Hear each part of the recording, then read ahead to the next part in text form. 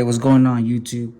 So this video here, it's going to be a kind of a beginner's painting a model car lowrider style. We are going to do some patterns, and we're going to do it kind of the entry level spray can style. Most of us getting into the hobby will be doing it this way. We won't be doing the airbrush. That comes later. And I suggest using Tamiya.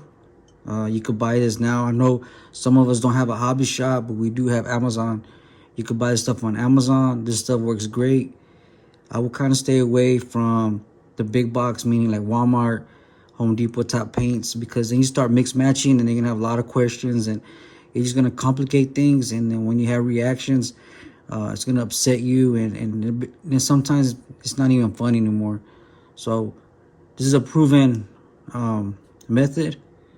It'll work. So I suggest just do Tamiya, and you're gonna get the one that says for plastics. There's another one they make for RC cars.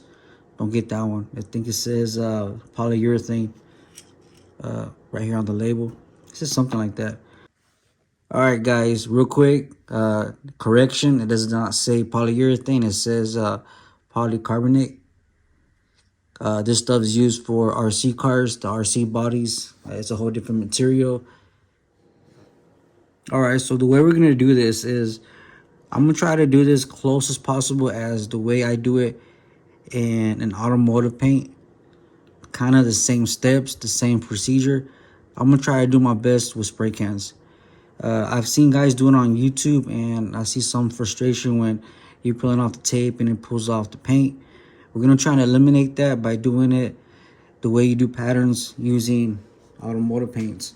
And I'm going to try my best to do it with the cans so you guys have a lot of fun and get creative with these paint jobs. Now, in the long run, this method using spray cans or spray can or just painting model cars in general with spray can, it's going to get pricey because, as you can see, it takes a few bottles. I'm not going to use all these bottles, but it takes a few, and these are small.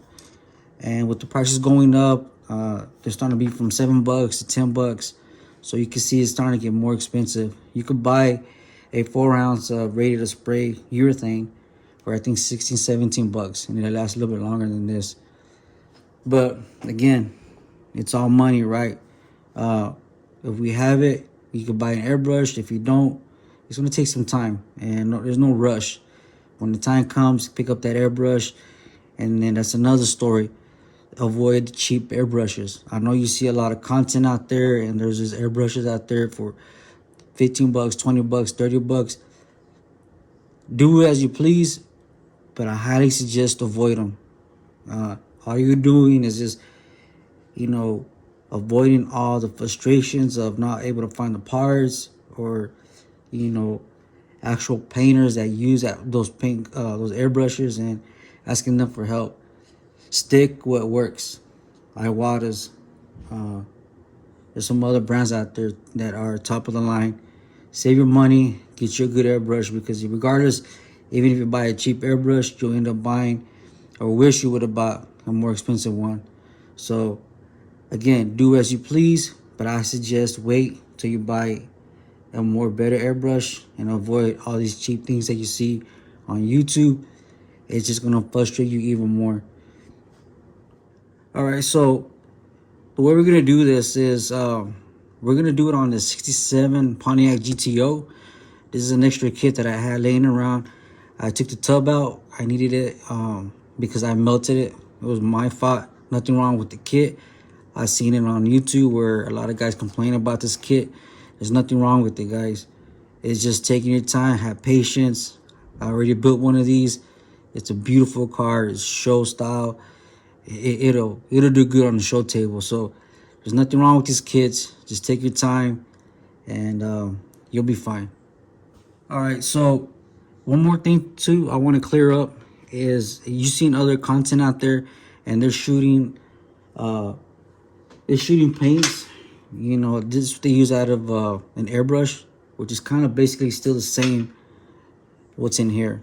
This is a clear red, and you're gonna hear most of the times they're gonna be calling it candy apple red or candy blues. Let me get something straight. Just because it's transparent doesn't make it a candy. Candies have a special formula. They have pigments and special blends, so it shines the way it does under the sun, with the lights hitting it. That's the reason why it looks like candy. It has certain pigments and it's formulated a certain way. So I don't want you guys to get disappointed and take it to a show and say, hey, I painted a candy apple red or candy apple blue, and you have it next to it a car that actually used that candy apple and it looks way different. It's still gonna look nice, but just I want you guys not to be disappointed, because they're not candies, guys. These are just, they're just clears. You could, that's like me taking any color out there, diluting it, and it's a transparent, and they call it a candy. That doesn't make it a candy. Either way, regardless, it's still gonna look nice. I just want to get that point out there. A lot of guys are calling it candies, but they're not candies. You can buy spray cans, but it's not gonna be from this brand. You have to go to a specialized like Tropical Glitz, where they could put it in the can for you. All right, so the steps that we're gonna take, we're gonna take this raw plastic. Now I'm gonna try to keep it simple, but if I was doing an airbrush, or if I had the can, I ran out of it. I had it in the can, but I usually like to spray adhesion promoter. It helps all the paint stick to it. That's another level. We'll bring it up one day on the show, on this channel. We'll bring it up and we'll talk about adhesion promoter. We need to scuff up the body, and then we're gonna do a primer. This is from Tamiya. It's a fine primer. If you did any body work, this won't work. You will have to get a build-up primer, something a little bit more thicker, and do the body work. But again, I'm just trying to keep it simple, keep it straight. We're gonna use the fine surface primer, and then instead of using a silver, because silver in spray cans, it dries weird, right? So what we're gonna do here is we're gonna do a pearl white. That's gonna be our base coat. Again, primer, pearl white as our base coat, and then when we finish with the white, we're gonna shoot it clear over it. The reason why we're gonna do a clear over it is we want to lock in the white, so when we go on to put on the tape, it doesn't pull. Clear not only makes your car shine, but it's a protective. It locks in that paint, so you don't go in there and scuff it up, with the littlest things, your fingernails, or in the automotive world, it has a UV rating. It protects it from the sun. It protects the paint. So not only does it make it shine, it's to protect the coating. Once we do the clear, we'll wet sand it, and then it'll be ready for tape. Now, when it comes to tape, I highly suggest 3M tape. I know it's cheaper to buy it at Home Depot, the blue stuff, Dollar Tree, Dollar General, Walmart. Don't do it. Again, do as you please. But if you want, we're trying to make it fun. We're trying to make it where you're having a lot of success with these paint jobs. This is good stuff. It's been proven by many painters. Again, it's a little more costly, but just buy it on Amazon and you'll be happy you did it. Once we've already done all that, we've done the primer, we've done the white, we've done the clear, we wet sanded it, then we can start doing our line work. We'll do our line work, and then from there we'll figure out, where we're gonna put our clear red. Also got some clear, it's kind of like a black, and then we have a smoke. We might kind of mix that around, and then once that's done, we'll shoot another clear, we'll lock it up, and then wet sand it, and then we'll probably do a float coat depending if we still have any more clear left. I'm pretty sure there's some stuff I missed, but as we go along, we'll talk about it. We'll bring it up. Put it in the comments if you have any questions. I'll be happy to answer them. Again, this is kind of beginning style, starting off painting a lowrider pattern job. The biggest thing is just have fun. Don't get frustrated. It does take time. This paint job, this certain type of paint job will take 2 to 4 days, with the drying times and all that. It's not going to be in a few hours. Don't do it.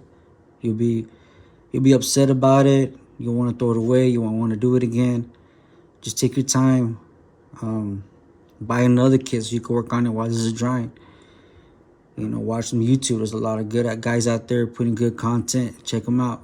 But all right, man, we'll get ready for the next step. We'll start signing it down. I'll record as I go, and then we'll go from there, all right? Also, it is going to be a long kind of tutorial. So to start out, this will be broken up in parts. When it's done, we put it all together, and you can watch the whole hour or 2 hours that it takes. But right now, we'll break it down. This will be step 1 of the introduction to painting a Lowrider model car with spray paint. I hope it wasn't too much. I'm trying to do my best to keep it simple. But as you know, Lowrider paint jobs are not simple or easy, right? But they can be enjoyable. That's what we're going to do here. All right, guys? I'm out.